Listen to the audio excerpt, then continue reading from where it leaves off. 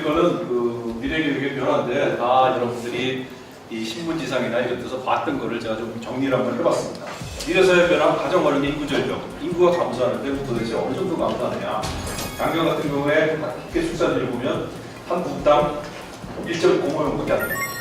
그렇기 때문에 당연히 인구는 계속 줄고 다른 나라와 비교해봐도 일본의 1.44, 대만 1.17, 한국은 1.05입니다. 더구나 작년 12월 달에 보면 사망자 수가 출생자 수보다 많아졌습니다. 결혼도 굉장히 점점 늦어지고 있습니다. 그래서 이러한 것들이 인구 감소를 촉발시키고 계속 촉진시키는 게 아닌가 그런 생각하고요.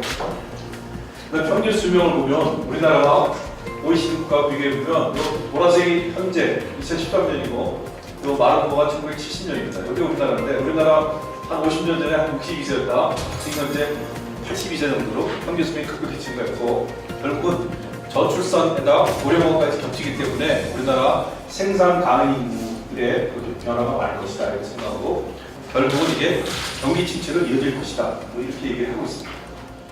자 그럼 대학 신분이 대학 경쟁력은 국가 경쟁력 과연 맞나 제가 한번 확인 한번 해봤습니다. 데이터를 찾기 좀 어려웠는데 우리나라가 26위 정도인데 우리가 항상 대학 경쟁력이 국가 경쟁력이다. 그래서 비슷하게 25위 그러니까 거의 맞는 얘기 같습니다. 그렇지만 경제 부분 GDP 같은 걸 따지면 우리나라가 한 11위, 12위 정도 규모입니다. 우리나라가 경제 규모에 비해서는 경쟁력 자체는 높지 않다. 결국은 우리나라 대학의 질을 끌어올리지 못하면 우리나라 국가 경쟁력은 하락할 수밖에 없다. 그런 데이터가 아니라 생각합니다. 미래 직업은 우선 초중고생들이 어떤 직업을 원하느냐 봤을 때 초등학생, 중학생, 고등학생보다 1위가 선생님입니다. 그리고 초등학생이 운동선수라는 인기 있는 사람을 좋아하고 이게 현실적으로 와서 고등학교는 간호사. 최근에 이제 가장 취업이 잘 되는 분야 중에 하나가 이제 간호사입니다. 이렇게 현실적으로 변하고 있고, 자 그럼 학생들이 뭘 보고 희망적인 직업을 선택하느냐? 그 현실적입니다. 흥미하고 적성이 가장 중요하다. 그렇게 생각하는 학생이 10명 중에 6명은 없습니다.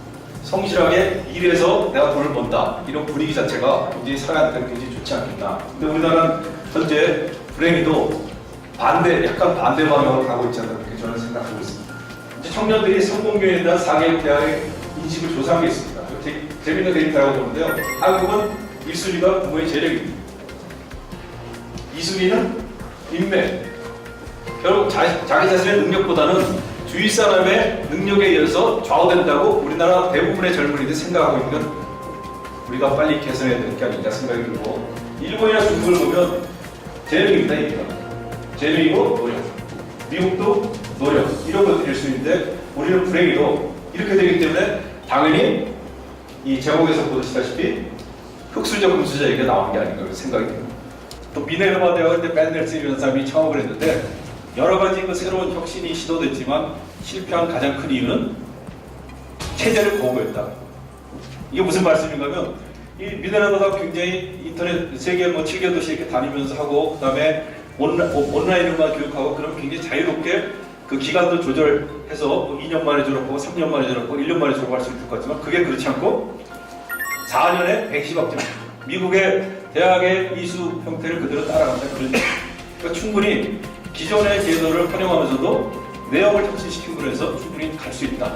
벤넬슨이 이제 이런 주장을 하고 있는 것 같습니다. 내가 학습 광고에 따른 효과를 보게 되면 이거 미국의 행동과학연구소의 조사 결과인데 토론하면 50, 체험 실습하면 75, 타인을 실제로 가르치면 90. 결국 이런 차별적 학습 방법이 주류를 이루지 않으면 교육 시간 아무리 투자해도 효과가 없다는 그 중에 하나가 이제 온라인 학습인데 온라인 학습의 장단점을 제가 한번 모아봤습니다. 똑같은 강의를 들어도 온라인으로 들어오면 10분의 1 당연히 민회를 받을도 3분의 1 정도 수준이고 온라인도 유연하게 할 수 있고 그 다음에 새로운 교수법을 개발하면 이득을 얻을 수 있고 학습을 더 정확하게 평가할 수 있고 그렇지만 온라인 강좌의 학점을 언제 승인해 주느냐 아직 우리나라 교육부에서 승인을 안 해주고 있는 걸 알고 있는데 이게 되는 순간부터 굉장히 경쟁이 치열해질 것 그렇게 생각하고 있습니다. 우리나라 교육부에서도 이제 직업교육 정책관을 신설하고 이제 직업교육에 대한 마스터 플랜을 한 6월 말까지 세우는 걸로 알고 있습니다. 실습을 하게 되면 한 75%는 남는다. 그래서 저희는 이제 주로 공대이기 때문에 실습을 좀 많이 하려고 합니다. 결국 실습을 하게 되면 학생들이 흥미를 가지고 학습 동기부여가 되는 게 굉장히 큽니다. 저희 경험적으로 봐도.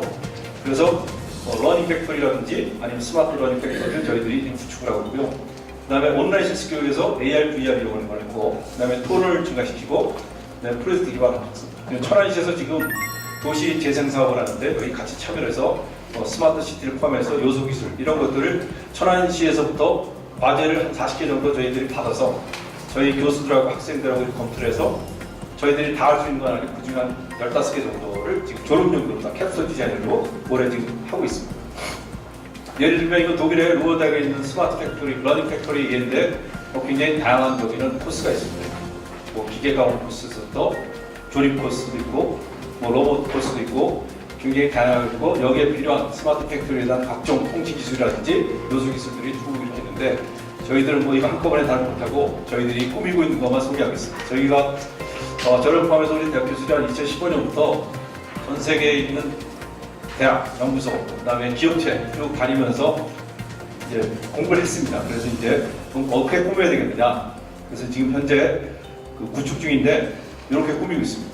여기가 실제로 그 스마트 팩토리 라인이고 각 요소 기술을 나눠서 각 방에서 3개로 나눠서 스마트 팩토리의 요소 기술을 교육할 수 있게 이렇게 좀 만들고 있고 마지막으로 정부 정책 제가 작년도에 관계부 작동으로 혁신 성장을 위한 사람 중심의 4차 산업 대응 계획이 나왔는데 이웃나라 일본을 보면 인더스트리 4.0을 넘어서 소사이티 5.0을 실현해야 되겠다.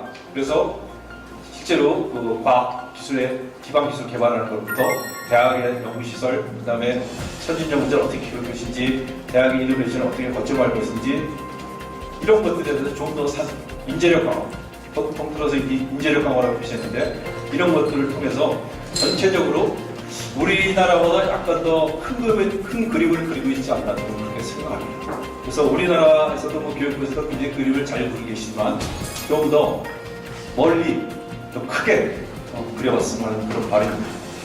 네, 감사합니다.